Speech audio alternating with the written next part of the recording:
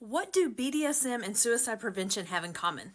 If you're new here, I'm Dr. Ricky Turner. I'm a suicide intervention expert, and I teach people how to make suicide prevention more accessible so it's not so scary and overwhelming to either reach out for help or to give help. So all you kinky curious folks, listen up. So it's very popular or well known that BDSM people use safe words, right? Like, you can't say stop because that might be part of the role play, but you can say pickle juice or you can say pomegranate weasel, whatever. And it's so outlandish and outside of the realm of what's going on that you say it and it's like, oh, and it kind of gets people's attention, right? So why are we not using this for suicide prevention?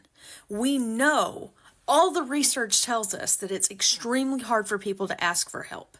And those of us who are not going through suicidal ideation find that baffling, right? We're like, I wish they would have just said something. I wish they would have just reached out. There's so much help available.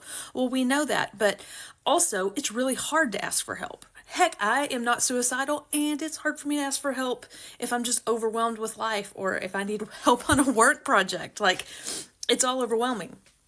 So to make it easier to both reach out for help and to digest it, we can use those same type of safe words. I use it as a code word, but it's the same principle.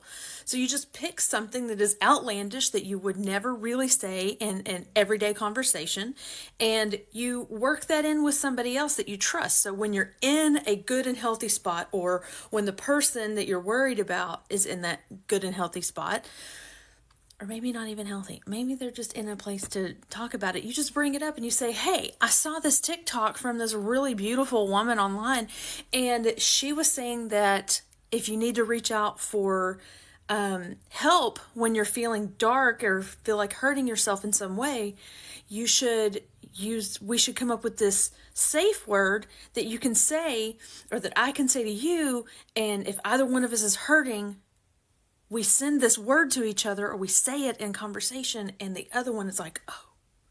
And now we come up with a plan for what we need to do about it. And a plan can be as simple as you need a distraction, okay? It could be like, things are too much right now. I said pickle juice, you need to come get me and let's go to a movie, or let's go on a walk, or let's go somewhere. Or it could be, you need to come and listen to me. But when you're setting this up, that's when you establish the parameters, right? Everybody's different. I'm not going to tell you what to do in this. But at least you know, hey, that's it. They're hurting, and I need to be there for them. It can be listening, non-judgmental place.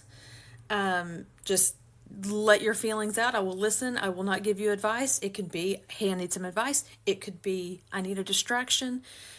Whatever. You guys decide that, but you use those safe words, okay? They're meant to be used.